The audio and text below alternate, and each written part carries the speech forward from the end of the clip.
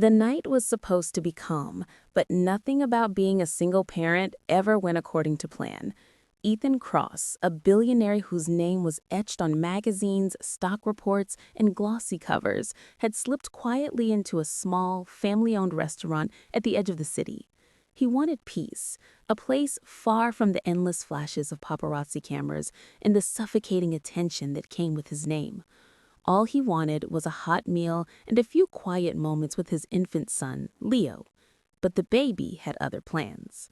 Leo's tiny face scrunched up, and the piercing cries echoed through the restaurant like sharp notes of a violin out of tune. Diners turned their heads, their forks froze in midair. Some smiled sympathetically, others frowned with irritation. Ethan's jaw tightened. He was used to commanding boardrooms, buying out corporations, and silencing rivals with a single stroke of his pen. Yet here, in this modest restaurant, he was utterly powerless against the helpless wails of his own child. He bounced Leo in his arms, whispering soothing words, his tailored suit wrinkling as he rocked side to side. The baby only screamed louder, his small fist pounding against Ethan's chest. Sweat beaded along the billionaire's forehead. He tried the pacifier. Rejected. A gentle lullaby under his breath. Ignored. Warm milk from the bottle. Pushed away. The whispers began. "Isn't that Ethan Cross?" someone murmured. "The billionaire," another voice answered. "You'd think a man with all that money could at least keep his baby quiet." Ethan heard it all. He wasn't embarrassed easily, but tonight the judgment in those voices stabbed him deeper than any headline could. He had been raising Leo alone since his wife's sudden passing. Board meetings, endless deals, and the hollow silence of his mansion had been manageable, but fatherhood was a battlefield he didn't understand, and tonight it showed. At the far end of the restaurant, a young waitress moved between tables with a practiced smile. Her name was Grace, and she had worked double shifts for months just to keep the bills paid. Her uniform was clean but faded, her sneakers worn from hours on her feet. Yet behind her tired eyes was a spark of warmth that customers often remembered long after the food was gone. Trailing behind her was a little girl, no older than 12, with skin like polished mahogany and hair tied in neat braids. Her name was Maya, Grace's daughter. The restaurant owner usually allowed her to stay after school while her mother worked late. She would sit quietly in the corner with her notebooks, sketching little drawings while waiting for her mother's shift to end. But tonight, Maya couldn't ignore the sound of that baby's cries. Ethan, still rocking Leo with growing desperation, finally sighed and pressed his forehead against the baby's. "Please, buddy, please, just stop. I'm trying." His voice cracked, and for a moment, the mask of the powerful billionaire slipped, revealing a man drowning in exhaustion and loneliness. Maya set her notebook aside. She had always loved babies. Back at their small apartment, she often helped neighbors watch their toddlers, and for some reason, children always calmed in her presence. She didn't know why. It was like they trusted her instantly. And now something tugged at her heart as she watched the billionaire struggle. She walked up timidly, her sneakers squeaking softly against the polished floor. Excuse me, sir?" she said in a voice barely above a whisper. Ethan looked up, startled. He had expected another complaint, maybe even a demand that he leave. Instead, he saw a pair of kind brown eyes staring at him with gentle curiosity. "Yes?" Ethan said cautiously, adjusting the crying baby in his arms. Maya bit her lip. "I think I can help. With your baby, I mean." For a moment, Ethan almost laughed. A 12-year-old? Helping with Leo when even he, one of the most powerful men in the city, couldn't manage it? The absurdity nearly made him brush her off. But then another wave of cries erupted from Leo's lungs, rattling the silverware on the table. Desperation left little room for pride. "You can help?" Ethan asked, raising an eyebrow. Maya nodded. "I can try. Babies usually like me." From across the room, Grace noticed her daughter standing by the billionaire's table and froze. "Maya," she hissed softly, hurrying over. "Don't bother the customer, sweetheart. I'm sorry, sir. She won't disturb you again." But before Grace could finish, Leo reached out. The billionaire's son, who had refused every comfort, suddenly stretched his tiny arms toward Maya. His sobs softened into whimpers, and his wet eyes focused on the girl like she was a beacon in the dark. Ethan blinked in disbelief. Maya smiled softly and extended her hands. "May I?" she asked politely. Ethan hesitated. His protective instinct flared. He didn't let strangers, especially children, hold his son. But Leah was already leaning forward, his sobs dwindling into hiccups. Something in Ethan's gut told him this wasn't ordinary. Against all logic, he nodded.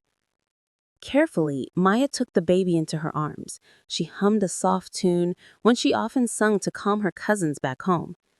Instantly, Leo melted against her shoulder, his cries dissolving into quiet coos. The restaurant, which had been tense with irritation, now fell into stunned silence. A billionaire's child, soothed not by wealth, not by power, but by the gentle touch of a waitress's daughter. Ethan stared, his mouth slightly open. For the first time in weeks, his son was peaceful.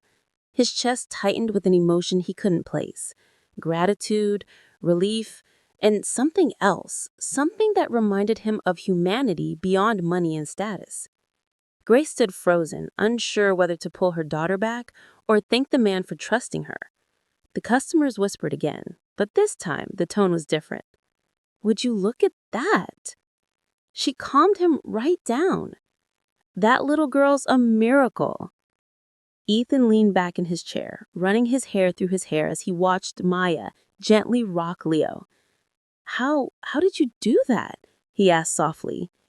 Maya only shrugged. "Babies just like me, I guess." Ethan let out a breathless laugh. For the first time that night, the weight on his shoulders felt lighter. But deep down, he knew this was more than luck. Something unexplainable had just happened, something that would change the course of his life and Maya's forever. The restaurant's hum slowly returned, but the atmosphere had shifted. Where there had been irritation and judgment, now there was warmth, even awe. People stole glances at the young girl holding the billionaire's baby, as if they were witnessing something sacred. Ethan couldn't tear his eyes away. Leo, who had been inconsolable just minutes earlier, now lay calm against Maya's shoulder, his tiny fingers tangled gently in her braids. His breathing slowed, soft and steady, as if he'd finally found the comfort he had been searching for all night. Grace, still hovering close, placed a cautious hand on her daughter's shoulder. "Sweetheart, maybe you should let the gentleman have his baby back.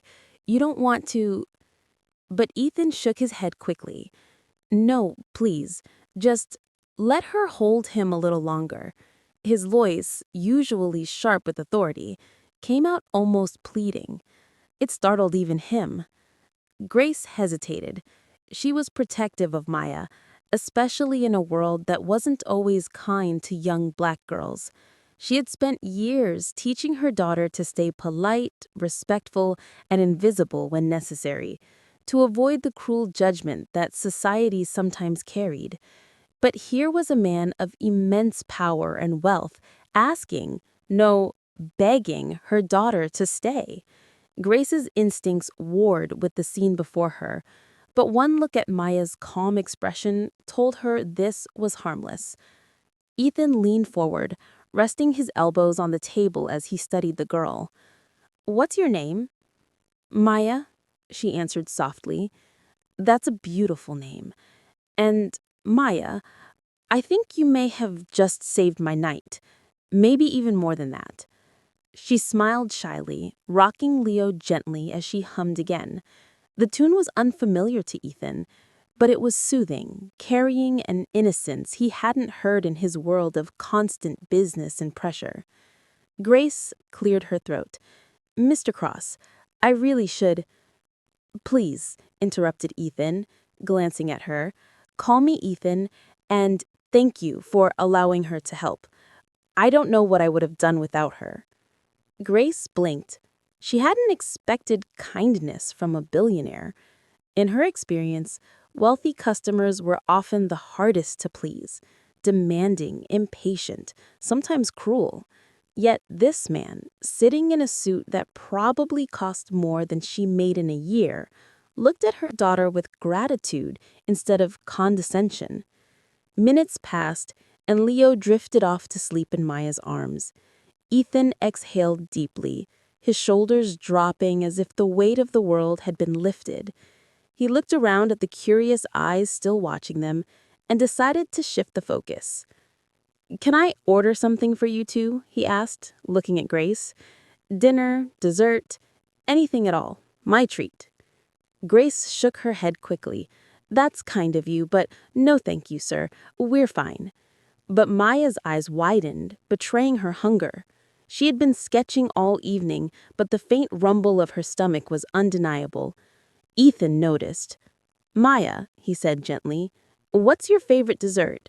She hesitated, glancing at her mother, who gave a subtle shake of her head. But Ethan's eyes held no judgment, only genuine curiosity. "Chocolate cake," she admitted quietly. Ethan smiled. He signaled the waiter without hesitation. "One large slice of chocolate cake. And bring 2 forks." Maya's face lit up, and Grace sighed, realizing she couldn't argue. Sometimes kindness needed to be accepted. The cake arrived quickly, rich and layered with frosting. Ethan slid the plate closer to Maya. She balanced Leo in one arm with surprising ease, using the other to take small bites. Ethan chuckled, amazed by how natural she was with the baby. "You're really something, Maya," he said. "You have a gift." Maya's cheeks flushed. "It's not a gift. I like babies. They don't judge. They just want love." Her words struck Ethan like lightning. He stared at her, stunned by the depth in her simple observation. A child had just spoken a truth that cut deeper than the wisdom of any CEO he had ever met. Grace listened quietly, pride swelling in her chest. Maya was right. Life had been unkind, but her daughter carried light wherever she went. As the night stretched on, the restaurant emptied. Ethan realized he didn't want this moment to end. For the first time in years, he felt something that no business deal could give him: peace. But peace rarely lasted. At a corner booth, a group of businessmen who had recognized Ethan began whispering. Their eyes narrowed at the sight of the billionaire's child cradled in the arms of a waitress's black daughter. One of them smirked cruelly. "Look at that. Ethan Cross, the untouchable tycoon, relying on a kid from the streets to raise his baby. Imagine the headlines." Another chuckled. "The mighty really do fall." The laughter was quiet, but Ethan heard it. His jaw tightened, the familiar sting of judgment returning. He had faced ruthless competitors, hostile press, and public scandals.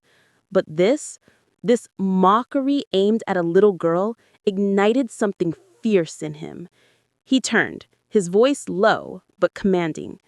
"Do you have something you'd like to say to me directly?" The men froze, caught off guard by his sharp glare. "Because if you do, say it to my face. Leave her out of it." The restaurant fell silent again. Grace stiffened, protective instinct kicking in. But Ethan's anger wasn't aimed at her or Maya. It was a shield around them. The men stammered excuses, muttering that they hadn't meant anything. Ethan didn't break his gaze until they shifted uncomfortably and finally left the restaurant. Grace stared at him in surprise. Most men of his stature wouldn't have defended someone like Maya, let alone so fiercely. Ethan noticed her expression and spoke quietly. "No one mocks her," he said firmly. "Not while I'm here." Something softened in Grace then. For years, she had worked tirelessly, shielding Maya from a world that judged her before knowing her. To see someone of Ethan's power stand beside her daughter, it was something she hadn't expected, maybe even something she had prayed for without realizing it. Ethan glanced back at Maya, who was blissfully unaware of the tension, still humming to Leo as he slept. She looked so natural, so at peace, like she had been born for this moment. A thought struck him suddenly. So wild it almost scared him. What if fate had placed this girl here tonight for a reason? What if she wasn't just a stranger who calmed his son, but someone meant to change their lives? As he watched her, he knew one thing for certain. This was not the last time their paths would cross. The restaurant's lights dimmed as the last of the customers drifted out. Chairs were turned upside down onto tables, and the clatter of dishes from the kitchen signaled the end of another long night. Grace gathered menus with her usual quiet efficiency, glancing now and then at her daughter. Maya still cradled Leo, who had fallen into a deep, peaceful sleep. She rocked him gently, as if afraid to break the fragile spell that kept him calm. Ethan sat across from her, his gaze fixed on the little girl and his son, as if the sight anchored him to a reality he didn't want to lose. He cleared his throat. "Grace, may I ask you something?" She looked up, wary but polite. "Of course." "Do you always bring Maya with you to work?" Grace sighed, brushing a stray curl from her forehead. "Most nights, yes. I don't have anyone to watch her at home, and I can't afford a sitter. She sits quietly, does her homework, sometimes sketches. She doesn't bother anyone." Ethan nodded slowly, his jaw tightening at her words. He had never thought twice about the luxury of having nannies, tutors, and endless resources back when his wife was alive, when everything felt easier. Yet here was this woman, balancing two lives on the edge of exhaustion, and her daughter still carried more grace than most adults he knew. "You're doing an incredible job," he said quietly. Grace blinked, caught off guard. Compliments were rare in her world. She gave a small, almost disbelieving smile. "Thank you. But some days, it doesn't feel that way." Their eyes met for a brief moment, two very different lives colliding in shared vulnerability. Maya's voice broke the silence. "Mr. Ethan?" she asked, softly, careful not to wake Leo. "Yes, Maya?" She hesitated, then spoke with the unfiltered honesty only a child could manage. "Why were those men laughing at us earlier?" Ethan's chest tightened. He hoped she hadn't noticed. Grace stiffened, ready to jump in, but Ethan raised a hand gently. "They laughed," he said carefully, "because sometimes people see the world in a very small way. They think money or skin color or status makes someone more important than someone else. But they're wrong. Very wrong." Maya frowned, confused. "But why would they laugh at me helping a baby? Isn't helping good?" Ethan leaned forward, his voice steady but warm. "It is good, Maya. In fact, it's the best thing you could have done. What you did tonight, calming Leo when no one else could, that's worth more than all the money in the world. Don't ever let anyone make you feel small for being kind. Do you understand?" She nodded slowly, her expression thoughtful. Grace's throat tightened, fighting back tears. No stranger had ever spoken to her daughter like that, not with such sincerity and respect. The clock above the counter ticked toward midnight. Grace finally urged, "Sweetheart, give the baby back. It's time we head home." Maya reluctantly handed Leo back to Ethan. To his surprise, Leo didn't cry. Instead, he shifted comfortably in his father's arms, glancing back at Maya with sleepy eyes as if reluctant to part with her. Ethan stood, adjusting his son against his shoulder. He reached into his wallet and pulled out a sleek black card, sliding it onto the table. "For tonight, and for the cake." Grace pushed it back immediately. "No, I can't accept that. The cake was kind enough. We don't need—" He insisted. his voice gentle but unwavering. "I insist. It's not charity. It's gratitude. You and your daughter gave me something tonight that I couldn't buy.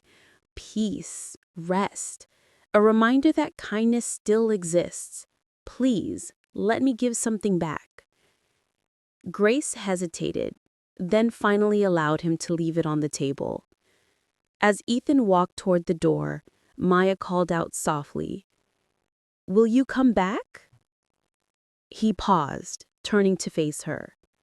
The weight of his son in his arms, the vulnerability in her voice, and the look of hope in Grace's eyes, all of it crashed over him. "Yes," he said firmly, "I'll come back." And he meant it. Over the following weeks, Ethan did return. At first, it was just small visits, dropping by the restaurant, sharing meals, letting Maya soothe Leo when business had left him too drained to cope. But soon, it grew into something more. He discovered Maya's sketches, filling notebook after notebook with images of families, of children, of dreams larger than her small apartment walls could contain. One evening, he bought her a full set of professional art supplies. She cried when he handed them to her, not because of the gift itself, but because someone finally believed in her talent. Grace remained cautious, unsure of why a billionaire would keep returning to their modest world. But over time, she saw it. Ethan wasn't coming for fine dining or out of pity. He was coming because of Maya, because of the bond she had with Leo and the light she unknowingly brought into his life. And, perhaps, he was also coming for Grace.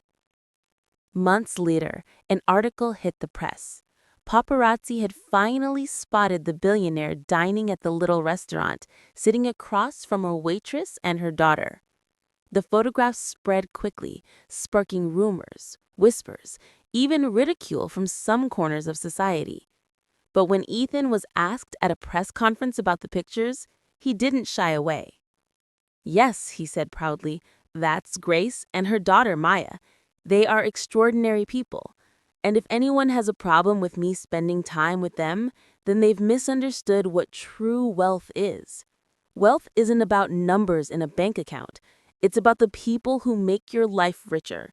And these two have done that for me and my son." The room fell silent. For once, the media couldn't twist his words. The truth was too powerful. Back at the restaurant that night, Grace watched the news replay on the small TV above the counter. Her eyes filled with tears, but this time they were tears of hope. Maya leaned against her, grinning wide. "See, Mom? I told you helping people is always good." Grace kissed the top of her daughter's head, whispering, "Yes, sweetheart, always." Across town, Ethan stood by Leo's crib, watching his son sleep peacefully. On the dresser nearby sat one of Maya's sketches, a drawing of him, Leo, Grace, and Maya together, smiling like a family. He smiled softly. For years, he had thought wealth was his greatest treasure. But tonight, looking at that sketch, he knew better. Wealth could buy comfort, but kindness could buy peace. And love, the kind that came unasked, unexpected from a waitress's daughter, was priceless.